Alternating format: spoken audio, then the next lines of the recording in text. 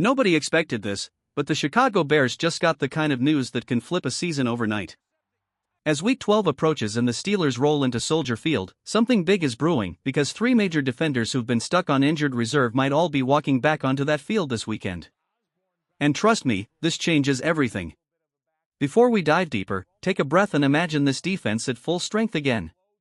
Kyler Gordon, Jaylon Johnson, T.J. Edwards, all possibly returning in the same week.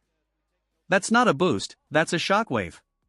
But hold up, if you're enjoying this breakdown, make sure to subscribe, drop a like, and hit that bell icon so you never miss the biggest Bears updates before anyone else. Back to the madness. Ben Johnson didn't overhype it, but you could hear the confidence dripping from every word. He said the team already has a plan for getting Kyler Gordon, Jaylon Johnson, and T.J. Edwards back into action, and today, the first major sign finally dropped. Reports confirmed that both Kyler and Jaylon returned to practice, and that opened the door for everything that follows. Kyler Gordon's 21-day window is officially ticking. That means any moment, whether it's the Steelers this week, the Eagles next week, or the Packers after that, Kyler can step back into the lineup. And the timing couldn't be better. This upcoming stretch is brutal, and the Bears need a playmaker who can clamp the run, erase passing lanes, and instantly upgrade the entire game plan. And think about this, if Kyler is back, the rotation becomes dangerous. C.J. Gardner-Johnson can shift, support, or sub without losing a shred of impact. One rests, the other attacks, the pressure never stops. Then you add Jaylon Johnson to the mix, and suddenly Namdi Wright isn't stretched thin anymore. At 6 feet 4 inches and 200 pounds, Wright becomes a fresh, powerful option instead of a must-play body. Depth becomes strength, and strength becomes identity. This defense might finally be whole again, and it couldn't happen at a better time. And trust me, this story is just getting started. Big decisions, big matchups, and big statements are coming. Stay with me. The Bears' defense has been held together with tape and toughness all season long, and yet somehow Dennis Allen keeps finding ways to create pressure, disguise coverages, and steal possessions. What he's managed to do with a banged-up secondary and rotating linebackers is nothing short of impressive, and it's a big reason Chicago sits at 7-3 and on top of the NFC North. But now comes the part fans have been waiting for, the impact of Kyler Gordon's return. When you look back at Gordon's 2024 numbers, they don't just stand out, they jump off the page. 75 tackles, a new personal best, even though he didn't finish the season. 48 solo tackles, 5 passes knocked away, a forced fumble, 3 recoveries, QB hits, tackles for loss. It felt like every week he was finding another way to disrupt an offense. And the versatility is what makes him dangerous.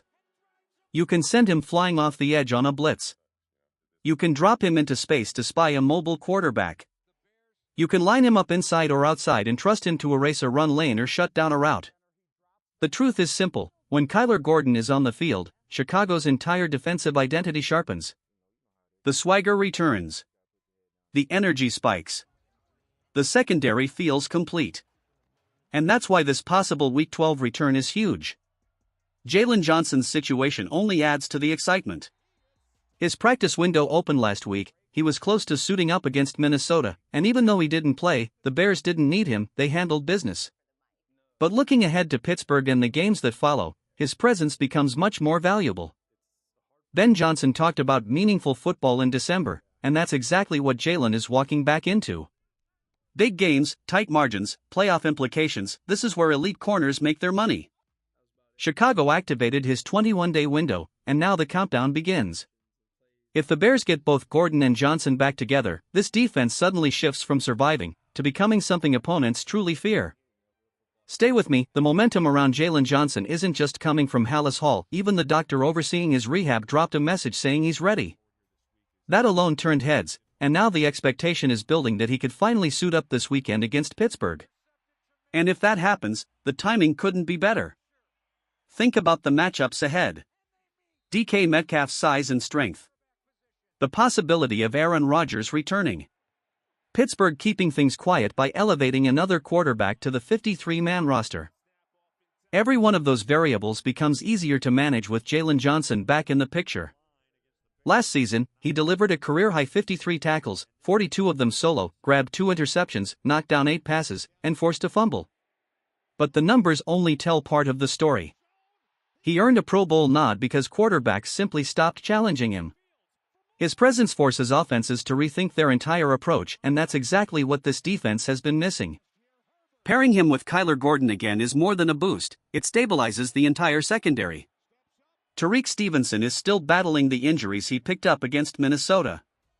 Namdi Wright has flashed tied for second in the league with 4 interceptions, but he's also shown the inconsistency that comes with youth. Man-to-man, he's a problem at 6 feet 4 inches, 200 pounds. In zone, he's still learning the discipline. With Johnson and Gordon back, Wright doesn't have to be the hero, he can be the weapon. And don't forget C.J. Gardner-Johnson. 3 sacks in 2 games with the Bears, tying an NFL record for the fastest start by a defensive back since sacks were first tracked. His versatility becomes even more dangerous when he isn't forced to carry the entire load. Put all of this together, and you've got something Chicago hasn't had all year: a healthy, flexible, and genuinely intimidating secondary. One that can adapt. One that can rotate. One that can finally play the style of football this team was built for.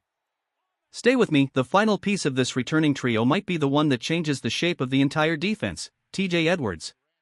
He's been battling through a hand injury, one that required surgery, and a stubborn hamstring issue that's hit him twice this year, once in preseason and again after the Detroit game.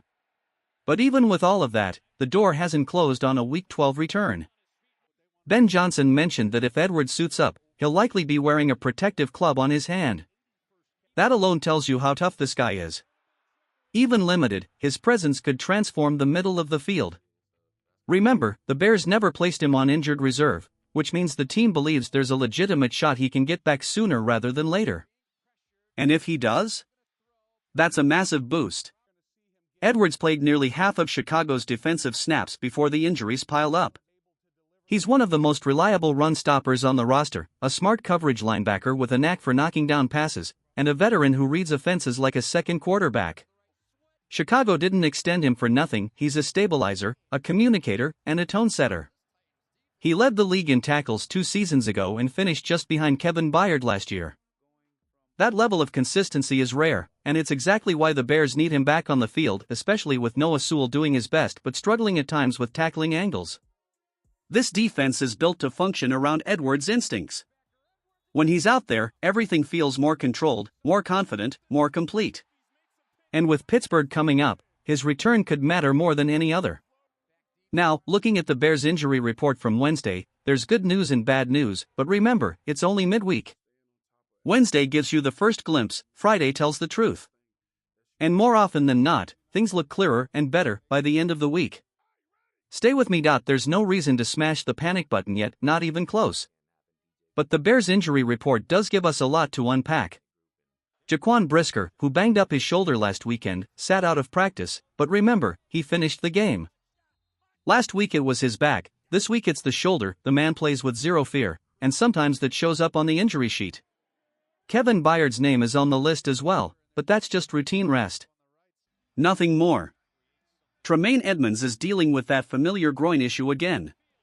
We've seen this pattern before: no practice Wednesday, limited Thursday, full go by Friday. If things follow the usual script, he'll be ready when it counts. T.J. Edwards is still working through the hand and hamstring problems we talked about earlier, and Grady Jarrett, who quietly had a strong game with 4 tackles last week, got his veteran rest day too. Noah Sewell has an elbow issue, which might explain why Chicago moved to add a linebacker recently. Drew Delman is nursing a knee but managed to get in limited work, so that's a positive sign. Kyler Gordon was limited with a calf issue, Jaylon Johnson limited with a groin, Travis Homer battling the usual hamstring and knee tightness, and Tariq Stevenson dealing with a hip and calf flare-up from the Minnesota collision. Even DeAndre Swift and Darnell Wright showed up as limited. But here's the important part: limited means trending in the right direction. Limited means these guys are pushing to play.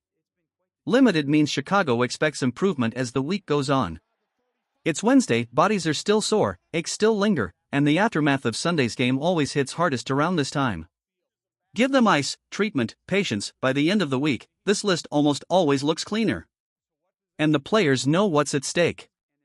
They know the chance to push this team to 8-3 is right in front of them. Before wrapping up, there's one more notable update. Ben Johnson addressed the media and spoke highly of rookie Luther Burden. The promise for more reps wasn't just talk, he confirmed that Burton's role will continue to grow as the season unfolds. And from what we've seen, that's the kind of development that can quietly shift an offense's trajectory.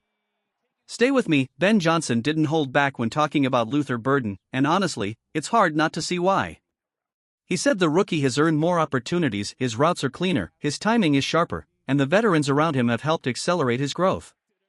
And we all saw it against Minnesota, 5 targets, 3 catches, and even though the yardage wasn't huge, the flashes were unmistakable. This is the same player who dominated at Mizzou, the same player who dragged 2 Giants defenders on his back earlier this season, the same player who turned a simple flea flicker into a highlight. Burton is young, gifted, physical, and fearless, exactly the type of weapon you invest in early because you know he's going to shape your future. Chicago chose him for a reason, and that decision is already starting to pay off. Then came Johnson's thoughts on Cairo Santos, a topic that Bears fans have debated endlessly. But the head coach made his stance clear: Santos has the locker room's trust, and that matters more than anything else. Being voted a team captain isn't a small thing, it tells you exactly how players view the man kicking in the clutch moments. Yes, the conversations around him have gone back and forth. Yes, there have been nervous moments. But Johnson believes in him, the teammates believe in him, and Santos just delivered a game winner. Sometimes the simplest truth is the one that quiets all the noise: he's the guy. Period. So as the Bears push deeper into the season, wounded players returning, young talent growing, veterans stepping up, you can feel something shifting. Something building. Something real. And trust me, the story isn't done yet.